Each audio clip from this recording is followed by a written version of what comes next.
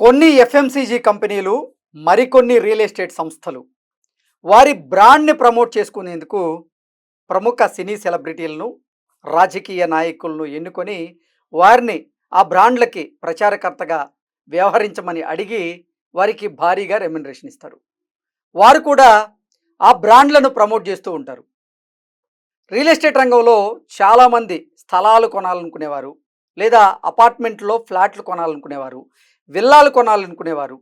వీరందరూ మా అభిమాన హీరో లేదా మా అభిమాన రాజకీయ నాయకుడు పలానా బ్రాండ్ని ప్రమోట్ చేస్తున్నాడు, పలానా బ్రాండ్కి బ్రాండ్ అంబాసిడర్గా వ్యవహరిస్తున్నాడు, కాబట్టి ఆ సంస్థ క్రెడిబిలిటీ బాగుంటుంది అని భావించి వారి అభిమాన హీరోనో లేకపోతే రాజకీయ నాయకుడినో చూసి ఫ్లాట్లు లేదా ప్లాట్లు, విల్లాలు కొనుగోలు చేసి మోసపోతూ ఉన్నారు.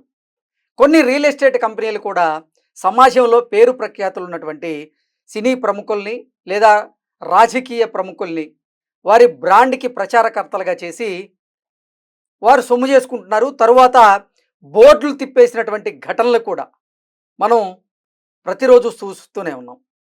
అసలు ఒక కస్టమర్ లేదా ఒక కొనుగోలుదారుడు ఇంటి స్థలాన్ని కొనగాలనుకున్నా, ఫ్లాట్‌ని కొనాలనుకున్నా, విల్లాని కొనాలనుకున్నా, లేదంటే ఏదైనా వస్తువుని కొనాలి అనుకుంటే ఏం చూసి కొనాలి?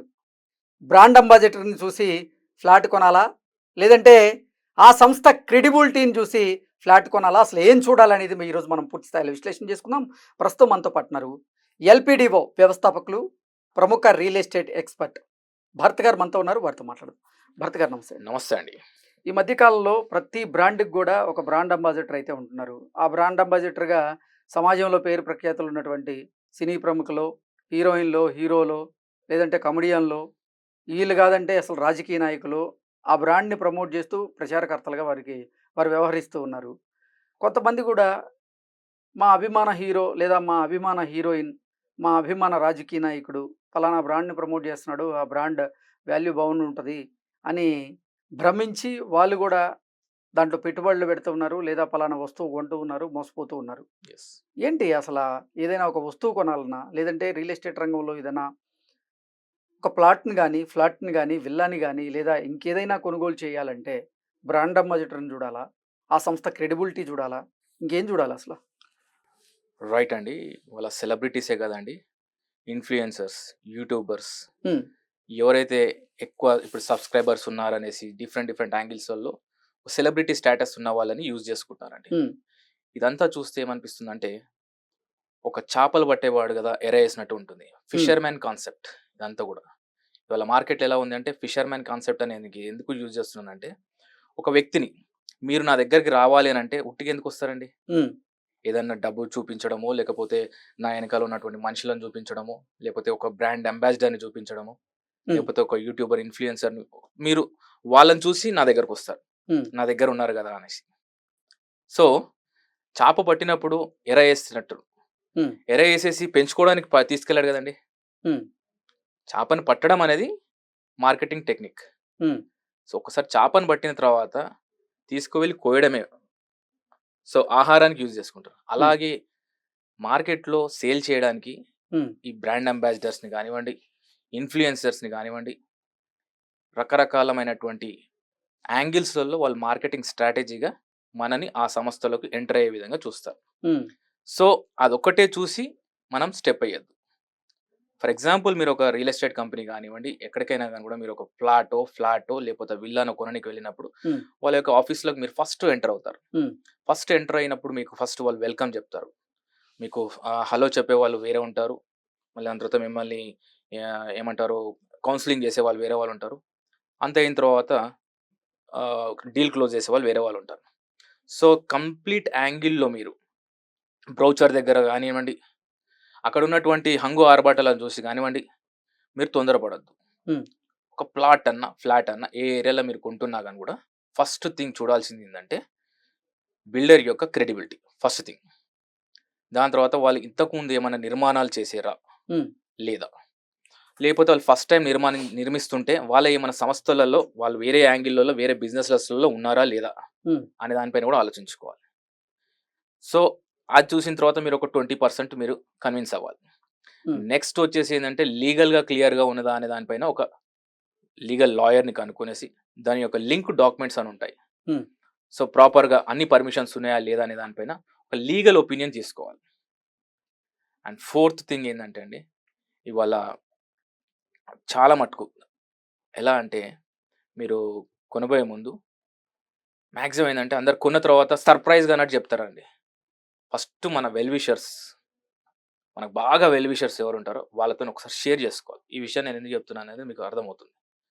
సో వాళ్ళు దానిపైన ఒకవేళ వాళ్ళకి అవగాహన ఉంటే మీకు నిజమైనటువంటి వెల్ విషర్ ఏం చేస్తాడంటే ఫస్ట్ థింగ్ ఏంటంటే ఓకే ఎలా ఉంటుంది ఏంటిది అనే దానిపైన అతను కూడా ఒక 4-5 కనుక్కుంటాడు. అండ్ ఫోర్త్ థింగ్ ఏంటంటే అండి, ప్లేస్. అంటే మనం కొనేది భూమి, Hmm. ఇది కదలని భూమి, చుట్టుకుపోయేది కాదు. అందుకోసం స్థిరాస్తులలో ఇన్వెస్ట్మెంట్ చేస్తుంటారు మ్యాక్సిమం. సో దాంట్లో ఏంటంటే మనం ముఖ్యంగా ఆలోచించాల్సింది ఏంటంటే అక్కడ లోకల్లో ఉన్నటువంటి వాళ్ళని, Hmm. లోకల్లో ఉన్నటువంటి మనకి తెలిసిన వాళ్ళ త్రూ కానివ్వండి, లేకపోతే లోకల్లో ఉన్నటువంటి వాళ్ళు అక్కడ అక్కడ నివసిస్తున్న వాళ్ళు, Hmm.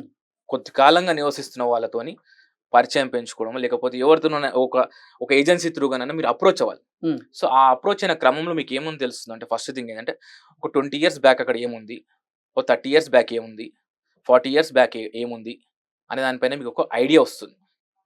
ఐడియా వచ్చిన తర్వాత అది ఇప్పుడు ఎందుకంటే ఇప్పుడు హైడ్రా ఇవన్నీ వచ్చిన తర్వాత ఏమైపోతుందంటే మనకు చెరువు పక్కన లేక్ వ్యూ అని ఉంటారు. లేక్ వ్యూ అనేది అంటే మనకు లేక్ పక్కన ఉంటుంది అనేసి ఒక మంచి వాతావరణం ఉంటాము. సో ఇప్పుడు ఎఫ్టిఎల్ ఇవన్నీ వచ్చాయి కాబట్టి ఫస్ట్ థింగ్ ఏంటంటే అక్కడ ఉన్న లోకల్ పర్సన్ చెప్తాడు. అయితే ఇంతకుముందు ఇక్కడ చెరువు ఉండే అని చెప్తాడు, లేకపోతే రోడ్ ఉన్నదని చెప్తాడు, లేదు ఇది గవర్నమెంట్ ల్యాండ్ అని చెప్తాడు. సో ఇందులో ఇన్వెస్ట్మెంట్ చేయొచ్చా లేదా అని చెప్తారు. దాని తర్వాత ఇప్పుడు అంతా ఓకే అయిపోయింది అనేసి దానిపైన లోకల్ వాళ్ళకి క్లారిటీ ఉంటుంది. Hmm. మీ ఊరు విషయం మీకు తెలిసినంతగా నాకు తెలియదు, Hmm. నా ఊరు విషయం నాకు తెలిసినంతగా మీకు తెలియదు. సో 4 యాంగిల్స్లో మీరు కూలంకుషంగా ఆలోచించుకోవాలి. Hmm.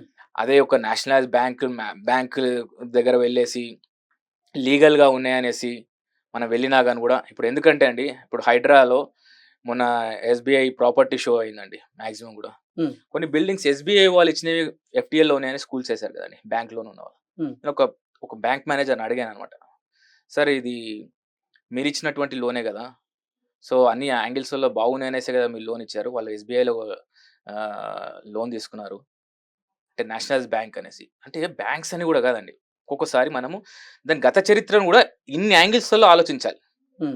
ఒక లాయర్, ఒక లోకల్, ఒక ఇన్వెస్టర్ యొక్క బ్యాక్గ్రౌండ్, ఇన్ని యాంగిల్స్లో ఆలోచించిన తర్వాత మనం స్టెప్ అయ్యాలి. Hmm. సో కూల్చేశారు కదంటే అతను ఏమన్నాడంటే లీగల్గా డాక్యుమెంట్స్ అన్నీ ఓకే ఉన్నాయి, అంతకంటే ముఖ్యంగా ఏంటంటే అతని యొక్క ఇన్కమ్ మాకు సాటిస్ఫై అయింది, Hmm. సో మేము లోన్ శాంక్షన్ చేశాము అని. సో ఇవాళ ప్రాపర్టీస్ వాళ్ళది డిమాలిష్ అయినా కానీ కూడా ఈఎంఐస్ కట్టాల్సినటువంటి పరిస్థితి. Hmm. సో ఇప్పుడు ఎవరిని నమ్మాలండి, కస్టమర్ అన్నవాడు ఎవరిని నమ్మాలని అర్థం కాని పరిస్థితులలో ఉన్నారు. Hmm. సో ఇన్వెస్ట్మెంట్ చేసేది మనము, రూపాయి కూడబెట్టుకొని కట్టేది ఒక ఇల్లు అనే దానిపైన మనము నిర్మిస్తున్నాం కాబట్టి అది మనం ఎలా చేస్తే బాగుంటుంది అనే దానిపైన మనం తీసుకోవాల్సినటువంటి నిర్ణయం. Hmm. దాని తర్వాత ఏంటంటే ఇప్పుడు ఇంతగానో మాట్లాడుతున్నాం అండి, ప్రతి ఒక్క సంస్థకు అంటే ఛానల్ పార్ట్నర్ అని ఉంటారు, వాళ్ళు చూపించిన వాళ్ళు ఇవాళ వాళ్ళకి అందుబాటులో ఉండాలి కదా.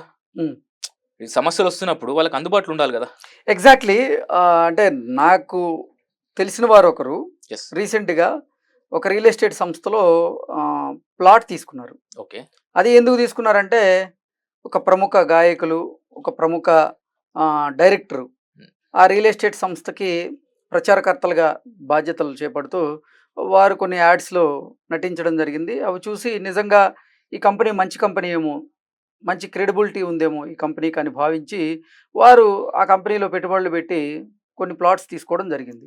ఆ తర్వాత ఆ సంస్థ చేతులు ఎత్తేసింది, బోర్డు తిప్పేసింది. ఇప్పుడు వారిని అడగడానికి వాళ్ళు కూడా లేరు. మోసపోయింది ఎవరయ్యా అంటే ఇక్కడ కస్టమర్లు. సో అంటే ఇది చాలా పునరావృతం అవుతూనే ఉంది. రియల్ ఎస్టేట్ కంపెనీలు చాలామంది ప్రచారకర్తలుగా ఎవరో కొన్ని పేరున్న వాళ్ళని ఎన్నుకోవడం, ఎస్. వాళ్ళు ప్రచారం చేయడం, ఆ తర్వాత వాళ్ళని నమ్మి కస్టమర్లు ఇన్వెస్ట్ చేయడం, వీరు మోసపోవడం, కంపెనీలు బోర్డు తిప్పేయడం సర్వసాధారణం అయిపోతుంది. ఏంటి అసలు దీన్ని ఎలా చూడాలి? రైట్ అండి, ఇది ఖచ్చితంగా సెలబ్రిటీస్ కూడా ఆలోచించాల్సినటువంటి విషయం ఏంటంటే మీరు ఒకసారి యాడ్ చేసినట్టు మీరు యాక్టింగ్లో సుప్రసిద్ధంగా ఉంటారు, మిమ్మల్ని ఫాలో చేసే వాళ్ళు చాలామంది ఉంటారు. Hmm. సో మీ ఫాలోవర్స్ బుట్టలో పడే ఛాన్సెస్ ఉంటాయి. ఎందుకంటే మా హీరో ఆ బ్రాండ్ అంబాసిడర్‌గా ఉన్నాడు. హ్మ్. లేపోతే ఆ హీరోయిన్ బ్రాండ్ అంబాసిడర్‌గా ఉంది.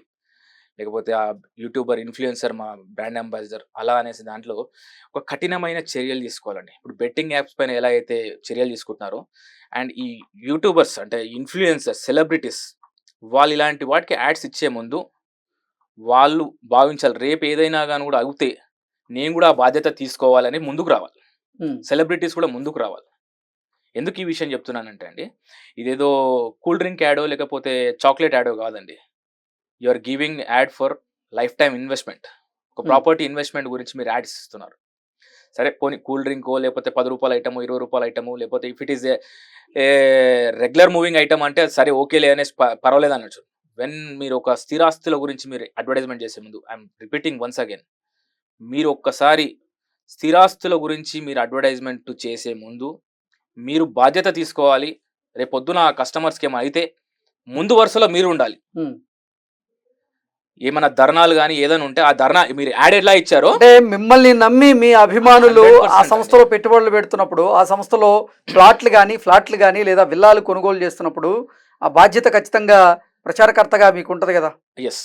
ఆ ప్రచారకర్తగా అలాంటి సమస్యలొచ్చినప్పుడు వాళ్ళందరి నుంచి ముందు వరుసలో ఈ బ్రాండ్ అంబాసిడరే ఉండాలండి. హ్మ్. బ్యానర్ పెట్టుకోవాల్సింది ఆ బ్రాండ్ అంబాసిడర్ త్రూగానే బ్యానర్ పట్టిపించే సిస్టమ్ తీసుకురావాలి. లేకపోతే ఈ ధర్నాలు అక్కడ చేసుడు గాదు. ఆ బ్రాండ్ అంబాసిడర్ ఇంటి ముందు చేయాలని కోరుకుంటున్నానండి. ఎందుకంటే స్థిరాస్తులకు సంబంధించినటువంటి విషయాలలో ఏందంటే చాలామందండి అంటే కొందరు నష్టపోయిన వాళ్ళని చూస్తుంటేనైతే కళ్ళల్లో నీళ్ళొస్తాయి. హ్మ్. వాళ్ళు ఎందుకంటే మెడలో ఉన్నటువంటి బంగారు ఆభరణాలను, అన్ని ఆభరణాలను తాకట్టు పెట్టి రూపాయి కూడబెట్టి ఆ డబ్బును కడతారండి అక్కడ. ఇలా బోర్డు తిప్పేసిన సంస్థలను చూసినప్పుడు బాధితులు ఎవరండి? సామాన్యులు. హ్మ్. సో, సామాన్యులు ఎలా బలయ్యారు అంటే ఈ సెలబ్రిటీస్ వల్లనో, లేకపోతే ఇన్‌ఫ్లుయెన్సర్స్ వల్లనో డిఫరెంట్ యాంగిల్స్‌లలో వాళ్ళు మార్కెటింగ్ యూజ్ చేసేటటువంటి స్ట్రాటజీస్. అందుకొరకే నేను మొదట్లోనే చెప్పాను. చేపలు పట్టే కార్యక్రమం అవుతుంది ఇప్పుడు మార్కెట్‌లో. ఫిషర్‌మ్యాన్ కాన్సెప్ట్ నడుస్తుంది. సో, ప్రతి దాంట్లో ప్లస్ అండ్ మైనస్ ఉంటాయి. ఇన్ని యాంగిల్స్‌లలో మీరు ఆలోచించిన తర్వాత మీరు ఎవరి దగ్గరైతే మీరు ఏ అప్రోచ్ అవుతారో ఆ పర్సన్ త్రూ మీరు వెళ్లి కొంటే రేపొద్దున మీ మీ నుంచి ఏమన్నా ప్రాబ్లమ్ వస్తే ఆ పర్సన్ మీ దగ్గరొచ్చి నిలబడతాడు అనే పర్సన్‌ని గమనించుకొనేసి ముందుకెళ్ళాలనేసి నేను కస్టమర్‌లను కూడా విజ్ఞప్తి చేస్తున్నానండి. ఓకే. సెలక్షన్ ఆఫ్ మీ యొక్క మీడియేటర్ కూడా చాలా ఇంపార్టెంట్. హ్మ్. Selection of builder is also important. Selection of place is also important. So, ఒక పర్సన్ చెప్పాడు అనేసి మీరు టిక్ పెట్టొద్దండి. 4 యాంగిల్స్‌లో చెప్పాను గదా మీకు. హ్మ్. First thing credibility of the builder. Second thing legal opinion through a certified lawyer. హ్మ్. ఎందుకంటే ఈ యొక్క ల్యాండ్ విషయాలలో పూర్తి అవగాహన ఉన్నటువంటి వ్యక్తి ఉండాలండి చట్టాల పైన. అండ్ థర్డ్ థింగ్ ఏంటంటే అండి, మీరక్కడ ఉన్నటువంటి లోకల్ పీపుల్స్‌ని కనుక్కోవడం. హ్మ్. ఎందుకు ఈ విషయం చెప్తున్నాను అంటే, ఇప్పుడు మీరు ఏ ల్యాండ్ సర్వే అయినా గాని కూడా ఏం చేస్తారంటే, అక్కడ లోకల్‌లో ఉన్న వాళ్ళని పిలుస్తారు. ఇప్పుడు హ్మ్. టీపాన్ సర్వే గాని ఏదైనా ఉంటే అక్కడ కావల్దారని అంటారండి. గ్రామ వాలంటీర్ అని పిలుస్తారు. ఎందుకు పిలుస్తారండి? ఈవెన్ దో అతను పెద్ద ఆఫీసర్ ఉన్నా గాని కూడా ఆ విలేజ్ వాలంటీర్‌ని ఎందుకు పిలుస్తారంటే, ఆ ఏ రాయి ఎక్కడుందో అనేది ఆ విలేజ్ పర్సన్‌కి తెలుస్తుందండి హ్మ్. కూలంకుషంగా. అండ్ ఫోర్త్ థింగ్ ఏందంటే అండి, మీ వెల్ విషర్స్‌ని మీకు ఖచ్చితమైనటువంటి వెల్ విషర్స్ ఉంటారు. ఒకవేళ లేకపోతే ఏందంటే, మీరు ఒక ఏజెన్సీస్‌ని అప్రోచ్ అవ్వాలి. రేపొద్దున మీకేదైనా సమస్య అయితే, ఆ ఏజెన్సీ పర్సన్ మీ వెంట నిలబడే పర్సన్‌ని సెలెక్ట్ జేసుకోవాలి. హ్మ్. ప్రాపర్టీస్‌లలో ఇన్వెస్ట్‌మెంట్ చేసే ముందు. సో, నాకు నా నా నా వర్గ పైన చెప్పాడు, లేపోతే నా చుట్ట పైన చెప్పాడు, లేపోతే మా ఫ్రెండ్ చెప్పాడు, పలానా సెలబ్రిటీ చెప్పిర్రు, లేపోతే ఇన్‌ఫ్లుయెన్సర్ చెప్పారు, యూట్యూబర్ చెప్పారు, లేపోతే మాకు కొలీగ్ చెప్పారు. ఇవంతా గూడా ఏంటంటే అండి, వినాలి. వాస్తవాలను గ్రహించాలి. ఆలోచించాలి. ఆలోచించకపోతే మీరు కొద్దిగా సమయం తీసుకోవాలి. ఇమ్మీడియేట్‌గా హడావుడిగా తీసుకున్నటువంటి నిర్ణయాలు కావండి. సో, చెప్పాను గదా! ఏదో రూ. 10 ఐటమో, లేకపోతే రూ. 20 ఐటమో అంటే మనం ఓకే. పర్వాలేదనుకోవచ్చు. కానీ స్థిరాస్తులకు సంబంధించినటువంటి విషయాలలో ఎప్పుడైనా గాని నిర్ణయాలు తీసుకునే ముందు అంత త్వరగా తీసుకోవాల్సినటువంటి అవసరం లేదు. అది పోతుందని జెప్తారు. పర్వాలేదండి. ఇంకోటి కొత్తది మొదలవుతుంది. సో, ఆ తొందరపాటు నిర్ణయాల వల్ల మనము తప్పటడుగులేయొద్దు, కింద పడొద్దు. అనేది చెప్పడమే నా ప్రయత్నం అండి. ఓకే అండి, thank you so much. Thank you.